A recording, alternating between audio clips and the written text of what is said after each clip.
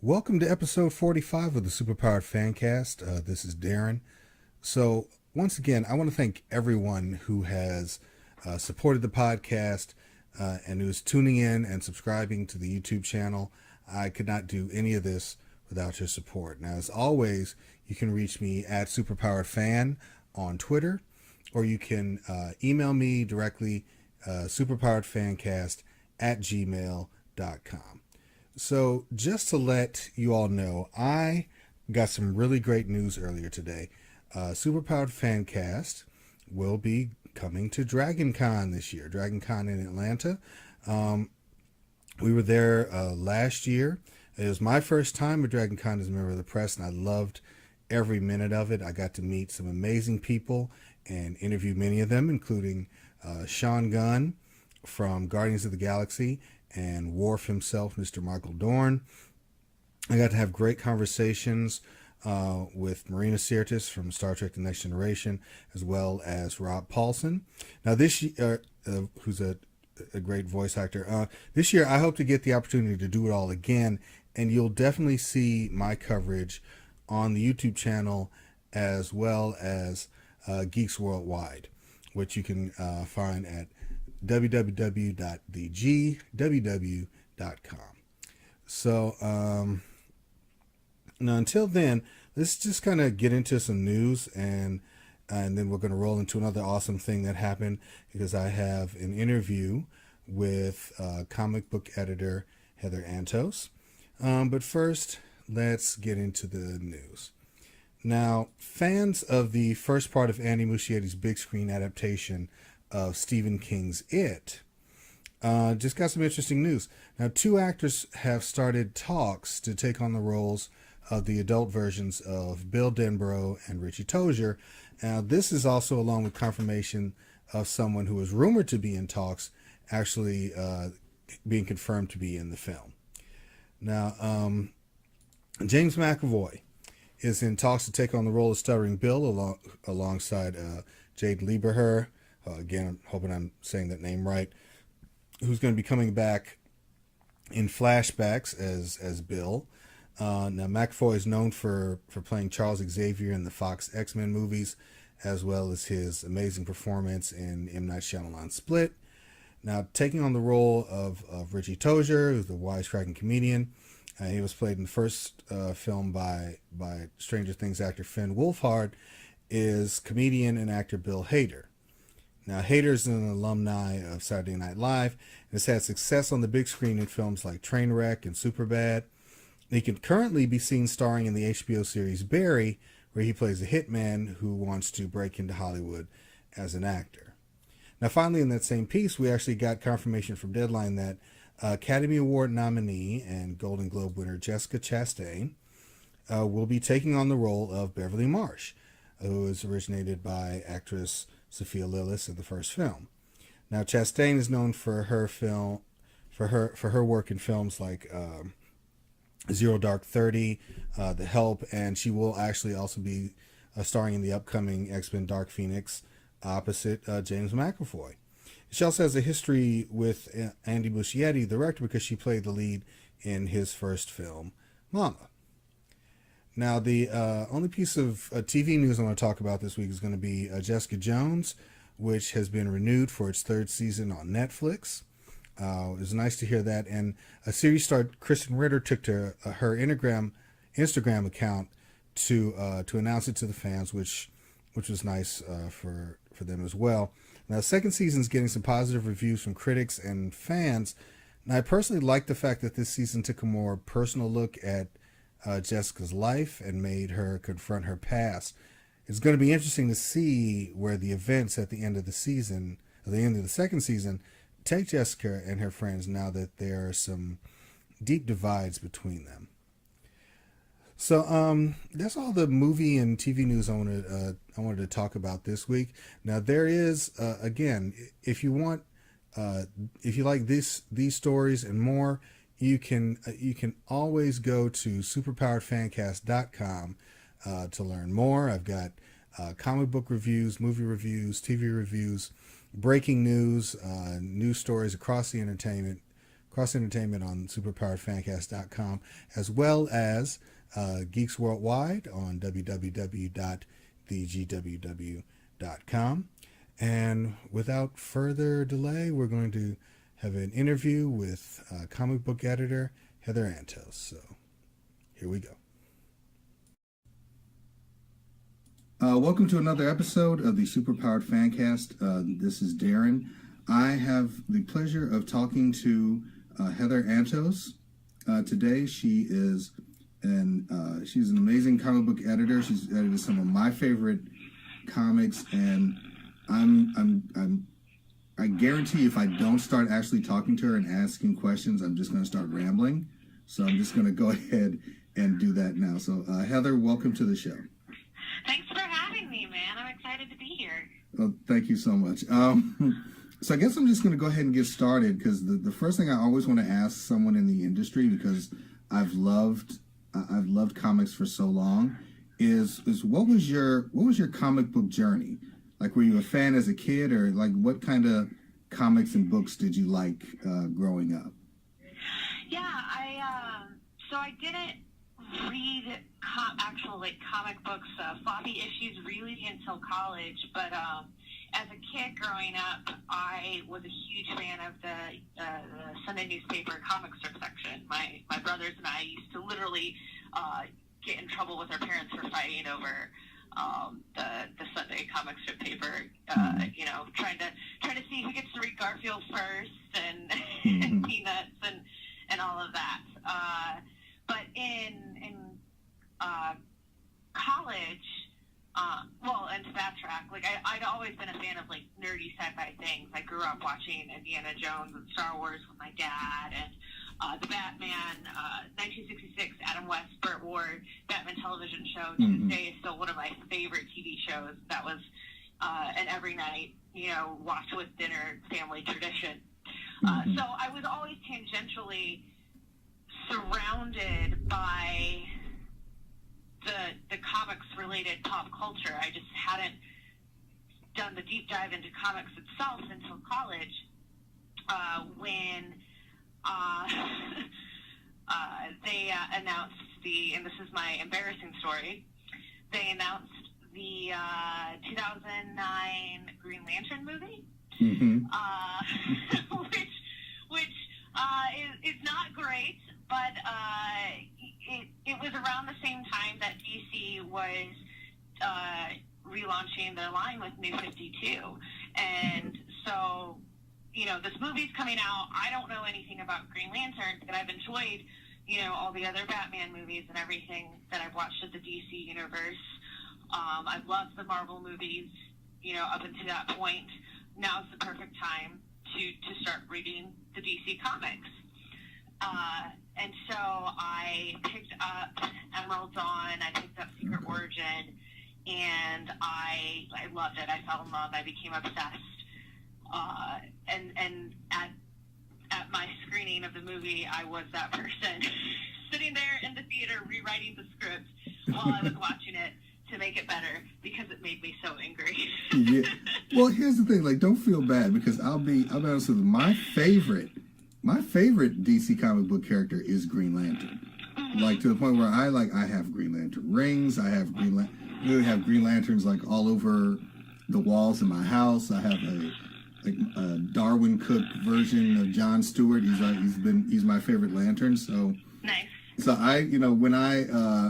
so I was like you when they announced the Green Lantern movie, and I was there in the theater, and I may not have been rewriting it, but I was definitely. I was the guy that was defending it to my friends who told me it was bad. It's well, you don't. I was the guy. No, it has to be good. I love it so much. Yes, exactly. See, you don't understand. See, what they were really trying to say was that I was that guy. And it wasn't until later that I, under sober reflection, I was like, yeah, this could have been a lot better. Yeah. But you know what? We still got a Green Lantern movie, so I can't be that upset, right? It got me into comics, and here I am today. So yeah, from the Green Lantern movie, I became obsessed with reading the comics, and it got me in a comic shop every week, and I started picking up everything. And from there, I started going to cons. I started writing for websites, doing reviews and interviews with creators, and it was during that time when a friend of mine was just like, why, why don't you do comics for a living? You like it so much, have you thought about that? And up until that point, I had never considered, oh shit, people actually make a living making comic books. It's not like when you have career day at school, very few schools have comic book parents come in, right? So it just was never an option that crossed my mind. And once it was suggested to me, it was all I wanted. But I didn't know how to do it. I didn't know how do you break in? It's the number one question that every professional gets asked. And for me especially, like, I didn't want to be a writer. I didn't want to be an artist, but I knew I wanted to work in comics. And so I just began, doing research on all the roles that go into making comic books. And that's when, I discovered there's these books on how to draw, there's books on how to letter, there's books on how to ink, books on how to color. There's no books on what an editor does for comics.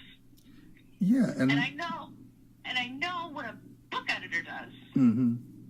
But comics are completely different than books. They're their own thing. So I began to just talk to any comic book editor via Twitter that would talk to me. And that's how I met my boss at Marvel, Jordan White. I just shot him a tweet. I was like, hey, are you going to be at C2E2? I'm going to be at C2E2. Would you sit down and talk comic book editing with me? And he did, and that's where my journey started. See, can I tell you something? See, I'm originally from Chicago, and what's really funny is that, like, I moved away from Chicago after I got married, and then everyone started descending on Chicago for stuff. So it's like this. I have to find excuses to try and get back to Chicago. Yeah. So that was going to be my next question. Is like, what is because I do. Like, I studied, like, English and writing, creative writing in college, and got my degree in English, and I never really thought about the editing process of comics. So what would you say, like, and not just, like, not chapter and verse, but what do you think, like, what would your opinion be of what a comic book editor does? I mean, a comic book editor does a lot, but at the end of the day, and to sum up, the comic book editor's job is to put out the best book possible on time. There's a lot of work that goes into that. That is pitching stories, that's getting pitches from writers for stories, that's casting books, that's, making schedules, that's making sure all of this stuff fits the budget, that's making sure the talent sticks to the schedules, that's giving notes on their script, giving notes on the layouts, giving notes on the inks, colors, letters, etc.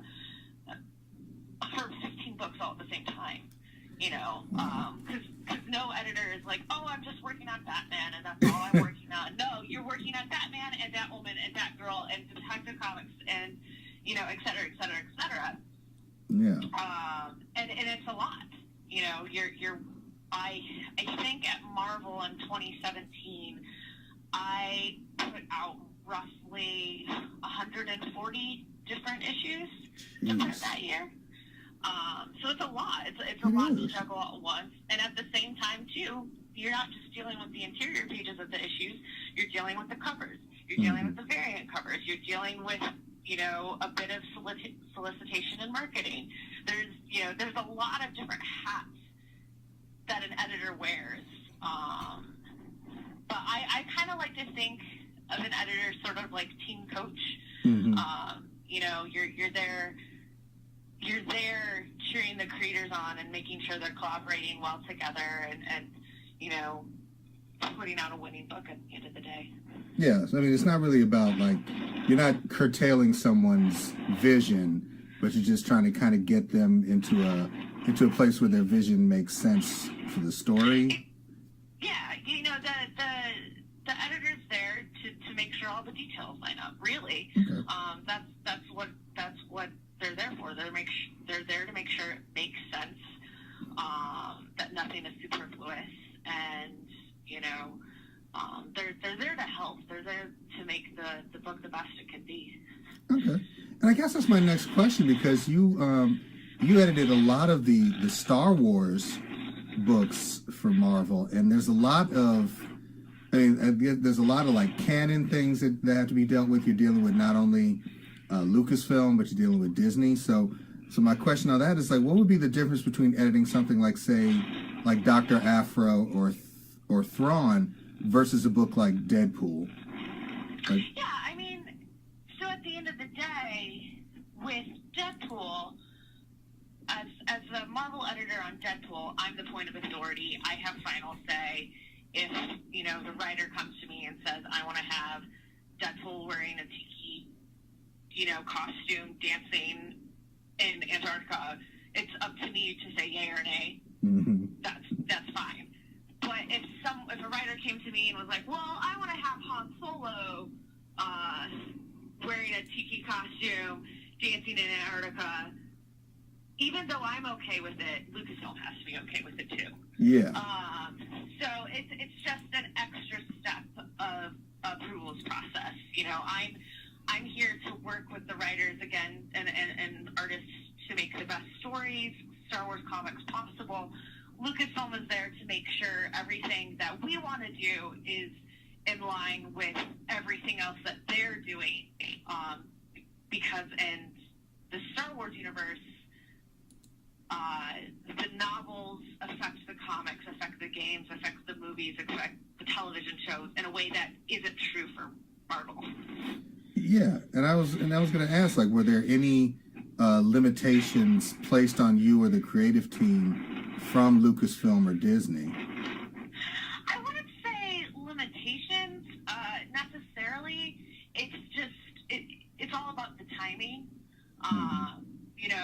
If we want to do something really big with Darth Vader that's going to be out, say in October, but they have, say, a Darth Vader movie that's coming out in October, they'll want the focus to be in the movie, not the comics. So it's a timing thing, or it would be, oh, you can't do this specific thing with this character because it doesn't fit storyline. They're actually doing a similar thing 3 years down the road.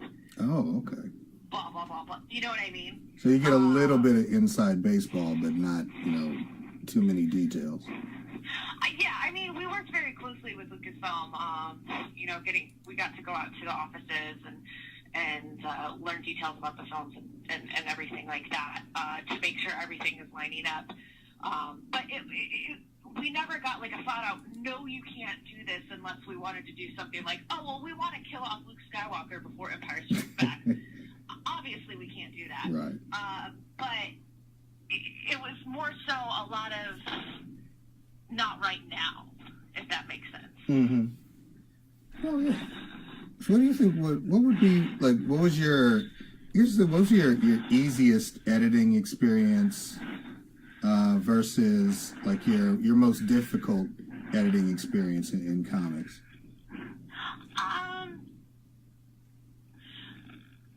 I mean, it's always easiest when things just work out, right? Right, yeah, of course. I would say one of the smoothest projects I worked on was the Unbelievable Gwenpool. Mm-hmm. That was when I talk about comic editing, I always bring up a quote from Tom Brevoort. He says, comic editing is a lot like alchemy. You're taking an idea and a whole bunch of different people and throwing it into a pot and hoping what comes out is gold. Right. And that's kind of what Gwenpool was for me, is, this is this weird idea with creators I've never worked with before, and I don't know what is going to turn out, but it turned out great. It was the smoothest running project I've ever worked on. The entire team was such professionals.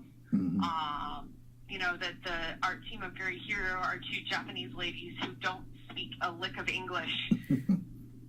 And so every single one of their scripts were translated, and they got it, and it turned out fantastic. And I'm so thankful for that book and everything that it's meant to me and to the fans. And hands down, I would say it was one of the smoothest projects I worked on. I don't know about hardest, but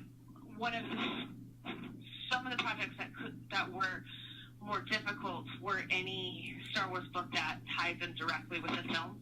Right.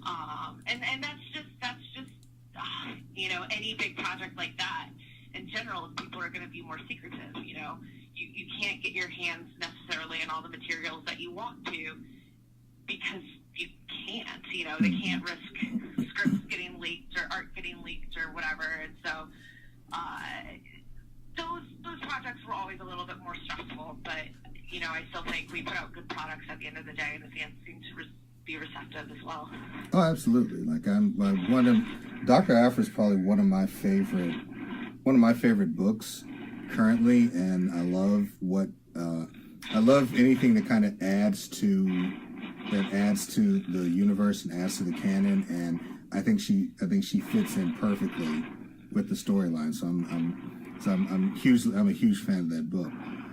So just speaking of your role as an editor, like what advice would you give a writer or an editor about the process? And it doesn't have to be like a long answer, but just kind of like if I came to you with a script and put it down and you read it, like what would be the things that you would automatically red flag if you were reading it?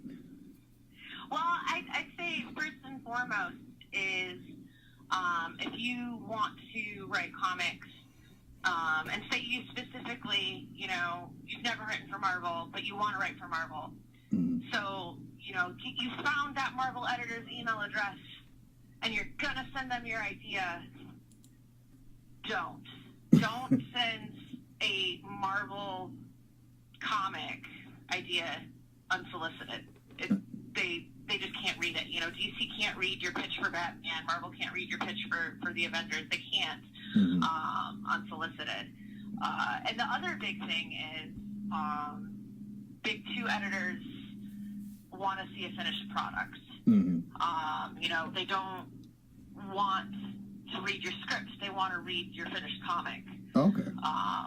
And so, you know, that obviously takes a little bit more work, but it ultimately pays off. It shows that you can work with talent. It shows that you can work with an artist. It shows how your script can be translated into a comic, which is, at the end of the day, what the job is, right? Yeah. So, you know, it's, I don't know how some of the smaller publisher works, having never worked for them, but I know for Big Two specifically, you know, they want to see a finished product, and that finished product has to be an original idea, or it can be something that was published, you know, at a different publisher. Mm-hmm. You know, say you wrote a DC comic, and got that published, then obviously you can share that too. It doesn't, right. But you can't be like, here's my fanzine. Because it's unsolicited, and so we can't read it.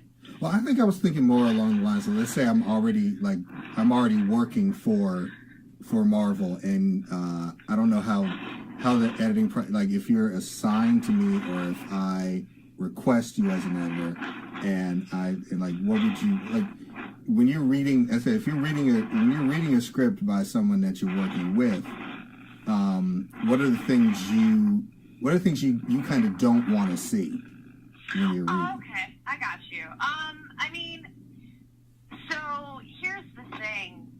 There's no specific formats for how a comic script should look. Mm-hmm. You know, there's a specific look for screenplays, right? And studios won't look at a screenplay unless it's formatted specifically. Comics doesn't have that because for us, it's like, you know, so long as we can read it, so long as the artist can understand it, it really doesn't matter. Right. Because it's just going to be drawn anyway. But some key things to keep in mind is keep one action per panel.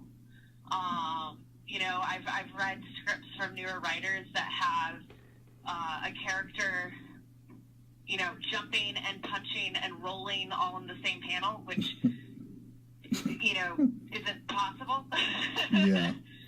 And then keep in mind, too, it's really easy for a writer to write double-page splash, the entire span of Manhattan, thousands of buildings and hundreds of people spread out across the land. Super easy to write that. Yeah. It's just 20 words. But someone has to sit down and draw those thousands of buildings and hundreds of people. Jeez. And they might not like you when they're done with it. Yeah, I never thought about that. Just how, the vision you have in your head still has to have someone sitting down and drawing it. Yeah. Exactly. And there's a difference between, a writer saying a city skyline and then the artist taking that and turning it into 100 buildings, right? That's a bit of an artistic vision and collaboration that is an artist interpretation, which is great. But it's important for writers to understand that, an artist isn't a monkey. Right. An artist is hired not to just print out your words into pictures. They're there to interpret and add what they bring to the table. There's a reason why we love Chris Samnee on Black Widow. And it's not just because he was, just copying out specifically everything exactly as Mark Waid wrote it. No, it's because Chris Samnee did what Chris Samnee does. Same thing with Darwin Cook, same thing with Neil Adams. We like these artists not just because of their style, but the way they're able to interpret the story and the characters in a way that no one else can.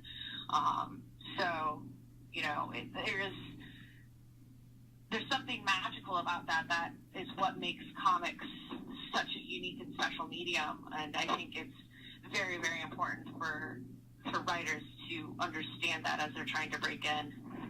Okay, absolutely.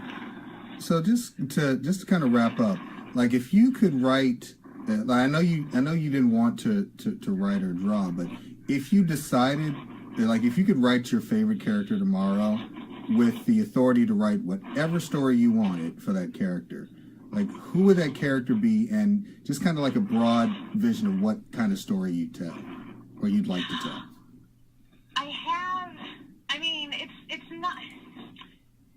It's not a story.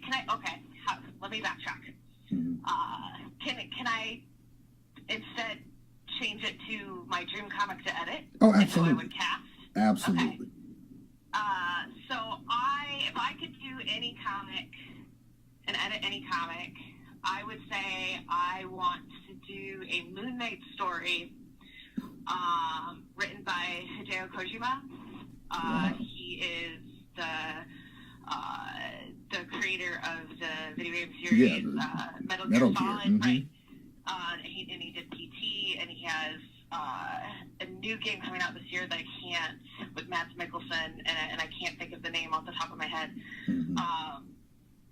But super crazy sci-fi, mental game stuff. And then with, I'd say either Martin Simmons or Mike Del Mundo to do this just really crazy Moon Knight story that really plays into the psyche of the character of what is real versus what is not.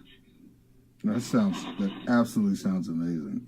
I love horror stories, and I think Hideo Kojima is one of the best horror storytellers in any medium, and I would kill to see what he could do with a comic book. Yeah, it was as soon as you said the name, I was like, oh, because then I'm kind of envisioning it, especially I love Mark Spector as a character. The wheels in my head are turning just as soon as you said it. So just to wrap up, Heather, what are you working on now? What are you currently working on? So I'm no longer at Marvel, but I am doing a lot of freelance work. I'm working on the Image comic book series Redlands, which is a horror comic I know about Redlands. 3 witches in Redlands, Florida. They take over a town, and it's pretty fun stuff if you like emotionally driven horror. Beautiful, beautiful, beautiful art by Vanessa Del Rey and Jordi Belair. And Jordi Belair is also the writer on that book. Awesome. Another project I've been editing is Injection, another Image book by Warren Ellis and Declan Shelby and Jordi Belair again. Again, sci-fi horror, so right in my wheelhouse. Absolutely. So yeah, those are 2 of my projects right now. I have a bunch more that are on the docks to be announced, but I can't talk about them yet. Of course. But they're really, really exciting, and I can't wait until I can start telling all of you about them.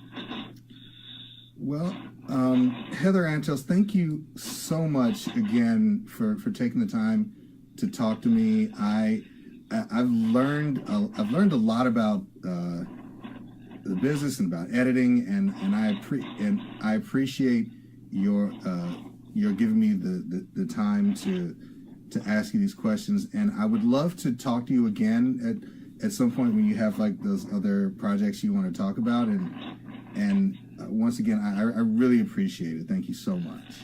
Of course, thank you so much for having me. And yeah, I'd love to be back. Let's talk in a couple months. Oh, absolutely. All right. Alrighty.